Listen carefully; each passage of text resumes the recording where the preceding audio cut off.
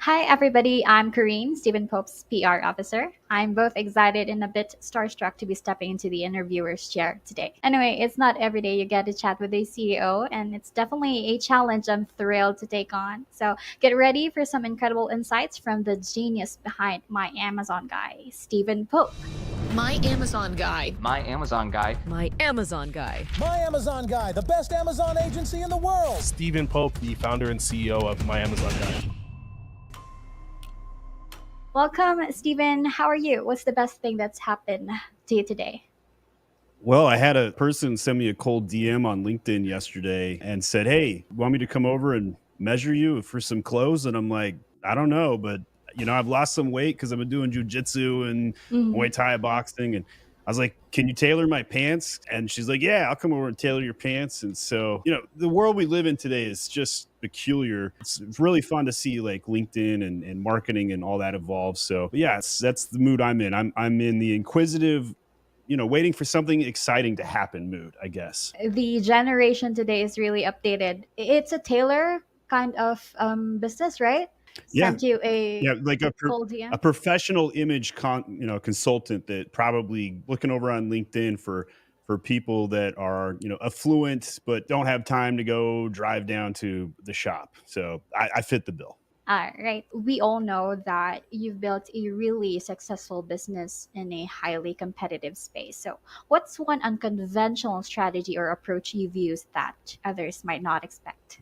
There's two things that really set apart what I chose to do as I built the agency. The first is I never really want physical conferences.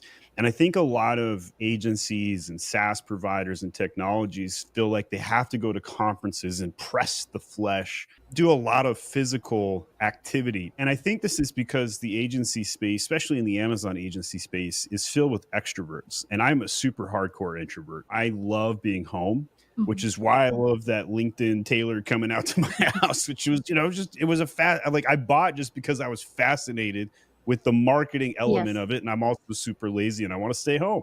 Don't want to go out and shop, which is why I built the business digitally, which is why I built the business out of my house. And initially, when I first started the agency, I had upwards of 10, 11 people in my house, which was crazy. Thought that's what you had to do. You bought computers, you Mhm. put some desks up, and you throw some people in a building. And in my case, it was at first my guest room, a couple of employees, and then I was like, I can't fit a third person in here. Let's go down to the basement. We finished the basement and built out an office environment. And it worked out pretty good. So the first thing is just I really embraced that digital element and understanding that you don't have to go out and do some physical activity to build, a digital business. I think that was a really crucial point. The second is I really Mhm. embrace education, understanding that not everybody that I teach is going to buy from me, but if I could just get Yes. 1% of people who listen to me, and I've had 50,000 subscribers on YouTube, 2 million views, impressions 50 million range, just people seeing a thumbnail on occasion. Mhm. That stuff adds up. That's really branding, and the longer you stick to something, the easier it gets. So, today I woke up, I had an empty calendar, and of course I pay you to go book me in podcasts, and we didn't have a hit for today, so I'm like, why don't you interview me, right? Like that's the sort of element that as a company owner I've been able to build. I went out and took a 3-mile hike in my forest. I swam in my pool. These are things that a business owner gets to take advantage of. On the flip side, it can sometimes be difficult to find motivation because I've already hit the I win button in life and I Yes. have to root myself into my why statement. I am trying to level up life, not just my life, but the whole world's life. And I want to bring prosperity to the whole world. So, since I already have prosperity, now it's my job to bring it to others. And one of my favorite ways to do that is to create jobs. And, my Amazon guy, we've got 550 employees. We've been able to help thousands of Amazon brands tackle and take a punch from Jeff Bezos on occasion and deal with terrible seller supports and all of the challenges that a lot of people are frustrated by when they sell on the Amazon platform. So hopefully that gives you a little flavor of that and how I tailor all of that into my why. Yeah, great. You really provided a lot of ideas, especially to our viewers knowing that you wanted to level up the life, not just for your family, but to your entire people who's currently working in my Amazon guy, that's a big hit. So given it's your success, it's a big success, you're touching other people's life because of your innovative strategies. It clearly sets a high standard, especially in the AMZ ecosystem. So now, how do you feel about others attempting to replicate your methods of strategies, and what do you think is the difference in your approach and keeps you ahead of the competition? If competitors mimic or copy us, and by the way, half the people watching this right now are going to be at competing agencies. They're like, what does Steven doing that makes him tick that I can replicate? And to those people listening right now, good for you, right? Like, good for you that you respect me enough to try and replicate my process. And you should. You really should, because it's working for me and I think it'll work for others. And I say a lot of things that are anti-grain. They're against the grain in our ecosystem at large. I did a counter narrative. One thing that's a little bit unique is I kind of ignore my own competitors, right? So I read a business book called Blue Ocean, and the whole point is that if you just simply ask customers, what do you want, and give it to them, that is a framework that is infinitely scalable. And of course, I follow it up with, did you get what you wanted? And I think a lot of people miss that follow up step, quite Mhm. frankly. But, we sell a lot of our trade secrets. We give a lot of our trade secrets away for free. Why would I do that? First of all, it's made me really wealthy, right? Like, giving information out brings and attracts people who will pay you money. So there's obviously a selfish interest there. But towards the larger cause, I feel that if I level up the entire ecosystem, that not only will it make me personally wealthy, but it'll bring wealth to all of us. And I've taken some brand positions like it's all of us against Amazon. I wish I could create a stronger brand statement than that. But I think that a lot of people assume that agency land is zero sum game, and it's really not. 40% of the customers that we work with Mhm. have never worked with an agency before. So some people assume, oh, I got to go take Steven's clients. Oh, I got to go poach Steven's employees, or I got to replicate the MAG process literally. And you really don't, right? Like, you could learn from what we're teaching and then just go hunt and find people who haven't had that connection with an agency before. There's so many of them. There's 50,000 new Amazon sellers that pop up every single month. There is so much growth in our sector. There is room for all of us. There is not enough of us, even to today. We haven't seen a lot of agency roll-ups in our space like we did in Google. Like, there's 10,000 employee strong agencies in the Google and the Facebook. In Amazon, at 550, we're the largest, Yeah. right? And that's tiny in comparison to other sectors. So there's just a lot of things that I think are going to come out, and we'll see how this develops. But I'm building to hold. I'm not an M&A guy. I researched it just to learn, but like, I can't see myself buying another Amazon agency. I might buy a Google or a Facebook or a TikTok agency. I don't know how to do that either, but I might, and see if I can go upstream and go up to mid market and try and figure out how to grow the business, not only from a vertical standpoint but from a horizontal standpoint as well. So those are the things I'm working on. But in the meantime, I'm an inch wide and a mile deep on Amazon. Yeah, thank you for that.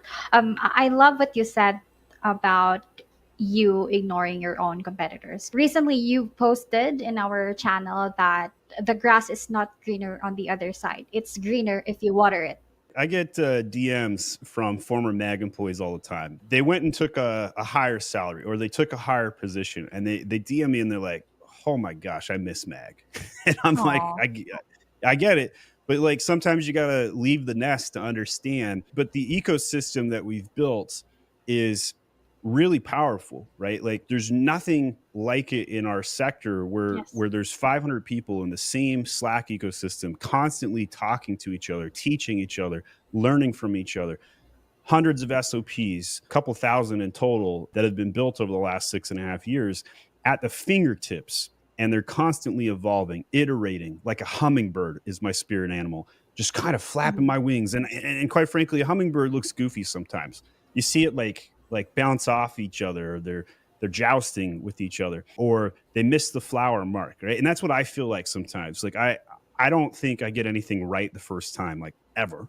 But Mhm. I'm guarantee you that by the end of the morning, I will have nectar out of a flower. I don't know which flower has the nectar, but I'm going to check them all until I find it. And I'm going to move around and I'm going to, buzz and flap and do whatever it takes to find the nectar. And I think it's the most powerful skill that I possess, Yeah. right? Like just the ability to iterate very quickly. I'm a big fan of Gary Vee. His action dictates the strategy mantra very much feel like a genuine inflection point for me when I embrace that. I basically followed Gary Vee's teachings before I knew who he was. Mm-mm. That's like how kindred I feel attached to some of the things that he says. And maybe one day I'll be as influential as Gary Vee, but that dude pulls in $250,000 to go speak at an event. So that's a long way off. That's a Yeah. long way. But we'll see what happens. But I think, I didn't feel like me replicating another competitor would make me wealthy. It might have created a job, I might have created a 40-person agency. I think that's very doable. But those models all seem to implode at around 40 clients. And today we have 400 clients. We're 10 times bigger than the average agency that I'm aware of. We're also 3 times more profitable, which is absurd to most people because, and I'm not ashamed to talk about this stuff. Like, I think a lot of people are like, oh, you can't tell everybody what you're doing. And I'm like, why? I know how hard it is to do what we did. I don't think anybody can replicate it. But, there's one guy out there that might. And if that guy does, good for him. Like, fantastic. And I don't think it's going to harm me. And I think I can grow despite that. And maybe, the guy that goes out and does it, maybe I'll buy his business, and then I win anyway. So Yeah. then when we're going to pitch these clients and the prospects, instead of it being me against the other guy, it's, well, pick which one of my guys you want. And so who knows? Those are the sort of things that could happen someday. Now, let's move along in Amazon kind of question. So, yeah, given the recent changes in Amazon's fee structure, what advice do you have for sellers to maintain their profit margins while navigating this new costs? You only have a couple of levers as an Amazon seller to deal with fees. One is to raise your prices, which is the inevitable, the easy and the hard choice. Right? It's easy to go and do it, but it's hard to live with the consequences Mhm. because sales go down when you raise your prices. It's just inevitable. The flip side is to lower your costs and to try and make it so that you have more margin to play with. I guess you could throw a third choice in there is and just take it on the chin and eat it. And I think a lot of people will do that for a time. They'll try and sustain it as long as they can. You look at like Arizona Tea selling drinks at 99 cents a can. And like, I have no idea how they've been able to sustain that profitably. And their profits probably go down every single year. But, for some people, they just try and fight the inflation the best they can. Our governments and our big corporations in the United States have really let down people, especially with the government just printing money and Mhm. causing massive amounts of inflation. We see this worldwide. It's not just, obviously symptomatic of the United States, but when you have a fiat currency and you can just make up numbers, the government takes advantage of that so that they can make as much money as they want, pay off their cronies and cause some corruption and bribery and whatever else you want. And then as it relates to, big corporations like Amazon, they're a monopoly, right? Like, and when you're a monopoly, you can get away with a lot of stuff. And that's a little disconcerting to feel like Amazon is abusing us. And I think a lot of sellers feel that way and they see an 800-pound gorilla and they don't know what to do about it. They're like, if I say something, is that gorilla going to tear off my arm? And they might. They Yeah. might. Like, one person over at Amazon, like, is like, I don't like what you're doing. I'm going to yank all your listings. That's what happened to me. Like, I was selling tumblers with funny sayings on them. Like, this one says, the force is strong with dad. It's just all it's doing is using the text from Star Wars' font. But Amazon's like, you know what, Stephen Pope, I don't like what you're doing. I'm going to yank every single one of your tumblers. Poof, gone. And the next day, like that was Black Friday last year, Mhm. and I lost $250,000 on that. And so there's a lot of things outside of your control as an Amazon seller, but I think it's still worth it. I still think that it's the best marketplace to be on. The monopoly has treated us overall well, but we're paying the consequences of the maturing of the monopoly. We're paying the consequences of Amazon saying, I'm going to pay out my stakeholders now. I'm going to make my stock price go higher. I'm going to pay out dividends to the people and the investors. So these are challenges that Amazon has created. Mhm. And at some point, we're going to see a leveling, right? But if we really come down to calculate it, you can still pull off a 15 to 25% net margin after all fees on Amazon. And most sectors are averaging closer to 15%. So if you really come down to think of it, this is just Amazon catching up parity wise to the industrial business sector at large. And it was inevitable. It was inevitable that Amazon would squeeze us at some point. They have us. They have us by the cojones. Like they can do whatever they want right now. Now, we do have a couple of saviors in the ballot box coming up on deck, if you will. But like, I'm not sure I'm really that expecting excitement out of these saviors. Like I'm looking at Temu, I'm looking at TikTok, and I'm like, does it really have to be a Chinese owned company? I don't know if they're going to treat us any better than Amazon will. You hear the stories about guys pissing in bottles at the warehouse at Amazon to make their numbers. You hear about all of the crazy things that Amazon does, and we all feel the pain of the fees going up. But is it really that bad? Is it really as bad as it might be if China took over? I kind of feel like it's still pretty good, you know? Yeah, the fees are much higher than the profits the sellers have these days. So it's really important for people to have an agency or a company that can advise them to grow their business, to skyrocket their sales. We do have a couple of services that help with that, right? Like my refund guy, we have 500 people that have hired us to claw back fees out of Amazon for lost shipments and damaged goods. And I think it's like $3 million we've been able to get back for Amazon sellers, which is an incredibly high number. Yeah, there might be changes, but one thing's for sure, we are doing our best to provide them the best quality of service that they deserve as well. So, yeah, knowing that we have currently 400 plus clients, right, sir? Yep. Right now, and you've interacted with all of them. Kind of, right? So as we've gotten bigger, I mean, they've interacted with me. Whether I've interacted back with Mhm. them is a debatable subject, but they've all seen the content. They've all been a participant in the system that Mhm. I've created. I'm trying to create a system, an educational system that self replicates and then creates opportunities that I have created and does it in perpetuity. And if I could make an agency last 1,000 years, and people pull the tape of me talking about this vision from 2024 at time of shooting this, and they're playing this in the year 3024, mission accomplished. Like, that would just be incredible. Now, I don't know how to do that. Let's be clear. I have no idea what I'm doing. But that vision and that mission is so high up there, so unobtainable, so unreachable that it makes me get out of bed in the morning. Because me just trying to put an extra dollar in the bank right now, who cares, right? Like it will not change my life. But what will change the world is bringing that prosperity to more people. Nowadays, it's for me, it's really important to have a company that has a CEO that visionizes the company's future up until the next generations. So I think that's what you're Yeah. talking about. Yeah. But a lot of CEOs will give you the 5-year plan, right? Here's my 1,000-year plan. And that's a little bit different. It's a whole lot different. Knowing that mag right now is really organized, to me it's really organized, unlike the other agencies I've been before. So Most agencies are chaos, right? Like you have all of these people running around and they're like, what do I do? And they're like, figure it out, right? But in MAG, we have figured it out. And then we're say, do exactly this, follow this SOP.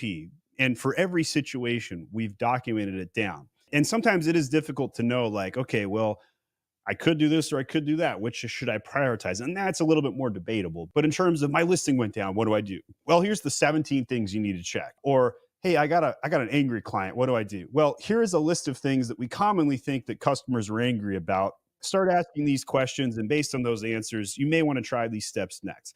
We have all that stuff, Doc. I really feel, blessed to have a system that doesn't require people running around with their heads cut off, doesn't require me babying the system. Like, people rarely come to me with questions, even though I invite them, even though I like try and go seek them out. Barely do I get a question because we've answered so many of them. We've documented them. And I think a lot of business owners frequently, they do one-to-one training, but they forget to build a system that can do one-to-many training. And that's something we've really succeeded at. Yeah, SOPs are our Bible here in MAG. Yeah, And maybe they'll last a long time. Maybe that'll be what lasts 1,000 years. Who knows? it will. It will. So, yeah, now knowing that you, in my own opinion, you really have a lot of knowledge when it comes to the Amazon space. What do you think is the most underestimated factor in achieving success on Amazon, that sellers often overlooks? The last couple of years, I've been talking about CTR, and I don't mean choose the right, I mean click through rate. And that's because when you look at what is going to win you real estate today on Amazon, it's going to be your main image. A lot of things affect CTR. We could talk about price, we could talk about reviews or badges and title. But at the end of the day, the main image hack is what we've branded it as, has been by and large the easiest, fastest, most powerful thing that we can do to help a brand grow.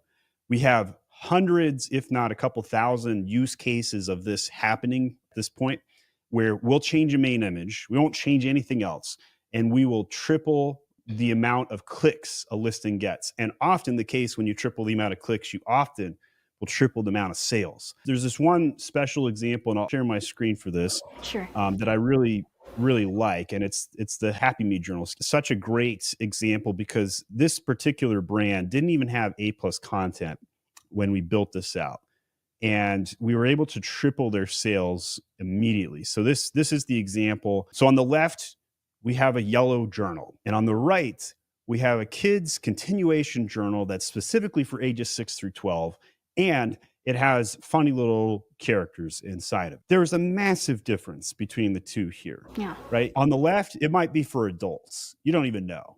On the right, we have zeroed in on the customer avatar, and that a mom who has a 6-year-old son is going to want to buy this product because it's going to make their kid actually want to write. It's going to make their kid actually want to journal. That's tremendously valuable. And as we've looked at doing this time and time again, on the left here, we have cooking baking sheets, but on the right, you can smell the difference. Just Yes. absolute major difference because of what you can see between a product and an experience. Very, very different. Here's one that our team just posted recently in Slack. Here's the before. All we did on this particular one is add in the dog, add in the pooch, because we know that when somebody is searching for a dog treat, they don't want to buy something that a cat would eat, right? You can't tell if this multivitamin would be eaten by cats on the left, but on the right, you know that is for a puppy. You know that's for a dog because it shows the dog. Something like that can be very, very valuable. And that was like the one that just got like posted last week. You know, we've got lots and lots of examples like this. Here's a graphic I made last year. I'm just pulling this up in our CTR Slack channel right now. 5 ways to catch all the clicks on Amazon, right? I'm a video gamer. I played Pokemon when I was in junior high and all that stuff. I traded my Pokemon cards in for a signed Kobe Bryant card at one point. Ended up selling that card for $600 at a later point, because why not? I don't know. But including the keyword on the main image, put the ingredients of the product, share all the accessories, mention the quantity, show the packaging. These are the things that we frequently see most people miss. And they're like Ash Ketchum trying to wrangle a Pikachu sometimes. They get electrified. It just doesn't work very well. So those are the things that we're seeing work really well on Amazon these days, is just trying to go deep on CTR, click-through rate. And when you choose to go get clicks, you're more likely to get those clicks. And it's easier to get clicks than it is to earn bigger conversion rates. So if an average conversion rate on Amazon today is 10%, it would be very, very difficult for you to bring that to 12 or 15, maybe even 20%. But if you currently have 1,000 people that click on your listing every week Mhm. and you want to get to 3,000 or 5,000, I'm here to tell you, way more achievable than it is to go get that doubled conversion rate. So if you could maintain that 10% conversion rate and double your clicks, you've doubled your sales. So it's a no brainer. But a lot of people still fight me on it. People are like, oh, TOS or Amazon will yank my product. And it's just not true. Amazon does not enforce what people imagine Amazon Mm. enforces. And so while Amazon is jabbing you with a knife on your fees, take advantage of that and take some clicks from them with your main image. Yeah, exactly. Good point in there, as usual. Because to me, if I am the buyer, I would really I'm too lazy to check on the deals because to me it's like redundant. It's all the same. I would choose the one that would captivates my eye. You will. We live in a TikTok nation. 3 second attention span on a Tuesday. It's just people really know what they're looking for, but they psychologically, if you put it in front of them and dumb it down and systematically just deliver it on a silver platter, they're more likely to say, yeah, that's what I want. Yes, exactly. People want it to be served.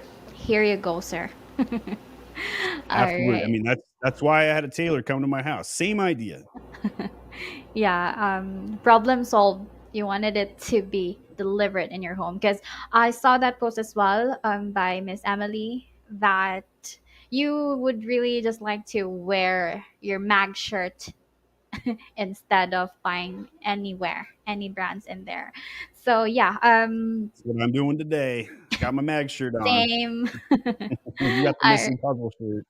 Yeah, amazing puzzle shirt. So now, as I have mentioned that Miss Emily, your wife, also shared different kinds of stories about you. So you are known for quite being open and transparent on social media, especially on LinkedIn, and was recently named as Lunatic CEO. So how does your public persona differ from who you are in person, and what aspects of Stephen Pope are less visible to your online audiences? This may or may not surprise you, but it is identical. It's exactly the same, right? And when my father was a weatherman as I was growing up, at age 12, I'd go down to the TV station with my father. I'd see him do the live weather hit, and I'd stand next to the cameraman. And there was this very vivid moment for me at age 12. And the anchor, who was super sweet on camera, went to commercial break and swore and chewed out the cameraman for missing the scroll. And I was just like, whoa, I thought this guy was nice, but he's a total a-hole. And and as the more I stood around the newsroom and I heard the news director cussing out the producer, and I heard the anchor cussing out the cameraman, and I heard the cameraman talking bad about the reporter, and on, I realized this was dysfunctional, first of all. But more importantly, that authenticity did not exist in the TV news industry. And I was baffled by this. I'm pretty sure I've got Asperger's and I'm some sort of autistic, whatever. And I didn't understand human behavior for the longest time until I got and adopted this culture index system where I could read somebody's dots to understand what makes them tick. And so, what I observed from my father from a very young age is that he was the exact same person at home that he was on camera doing the weather. And I cannot tell you of a single other person growing up in my life where I felt that way. And I think that a lot of people are not authentic. And I very much am authentic. I am the very same on camera here on this conversation of the same way I would speak with my family, the same way I would speak with my clients, my employees, or anybody around me. I speak with truth, capital T truth whenever possible. I speak with authenticity. I say what I mean what I say. And yes, I throw in a couple of analogies and funny statements here and there to get some attention. But by and large, that's who I am. And I sincerely, go around trying to help others come to the same conclusion that I've come to. I feel like I have a vision that's grandiose. I know it's crazy. I want other people to get on board with it because that's how you make things happen. You can't just be a guy pounding on a desk and saying, I want you to go west. Like that doesn't work. It's simply ineffective leadership. And so I found myself trying to create something bigger than me that other people can believe in. And I think I'm successful to some extent, but it's always something I want to work on further. So yeah, I got my last question in here. So yeah, Stephen, if you were both a client and an employee on My Amazon Guy, how would you describe your experience working with yourself? That's like asking me to be a road runner looking at a mirror while a coyote's trying to chase me down. Very interesting question. Okay. What I would find trusting of the system that I've built is that the expectations are set during before people even buy from me, right? They can watch my video content and have an expectation of what to expect.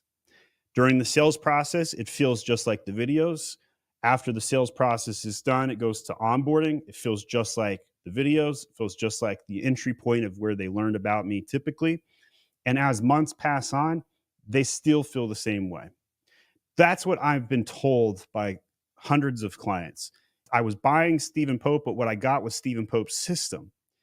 And it's a replication of that authenticity claim. It's the delivery of we try and grow your sales. Now, we don't guarantee sales growth. We believe we can obtain it for more often than not, right? And if you hire us and we can't grow your sales, at least then you can sleep easier at night knowing that you hired supposedly the best and they failed, which means it's probably your product. I hate to tell you that, but it's probably your product, right? And so we're here to help. And I think, if I was a customer of my own service, which by the way, I think one of the best things that I ever do as a CEO is go replicate acting as the end user, right? I go stress test my system all the time. And I'm like, you guys took 4 hours to respond to this email. Like that should take 30 minutes. I want somebody on staff being available to respond to things quicker, right? Other companies are like 2 business days or whatever. And I'm like trying to micro it down to 1 or 2 hours on an email. And I bet you my employees are like, that's crazy. And I'm like, no, it's not. That is what good customer experience feels like. Speed is important. Imagine if I was a pissed off customer this morning and I woke up and Amazon had yanked my listing and I'm like, what's my agency doing? I sent off an email and I'm like, my listing's down, help. And 4 hours passed by. During those 4 hours, I could be blaming MAG for every problem I have. I'm going to file a chargeback on my credit card. I'm going to cancel my contract. And then we find out that, the team had been working on it for 2 hours and the listing's back up, but because I didn't get a response, that would be the experience. And so as a customer, I've been an Amazon brand. I know what it's like. I've hired agencies in the past. I know what it's like to sell on Amazon. It's difficult. And so our job as an agency is to clear cut communications, to expedite resolution, but most importantly, to grow sales. And if we don't do that, it's hard to justify our existence, right? People are going to start singing Janet Jackson. But what has he done for you lately? And then we get fired. And my least favorite way to get fired by a client is when we just needed to communicate our next step. So I think customers can experience or expect strong expectation setting and communication that's consistent with an eye on growing sales on Amazon.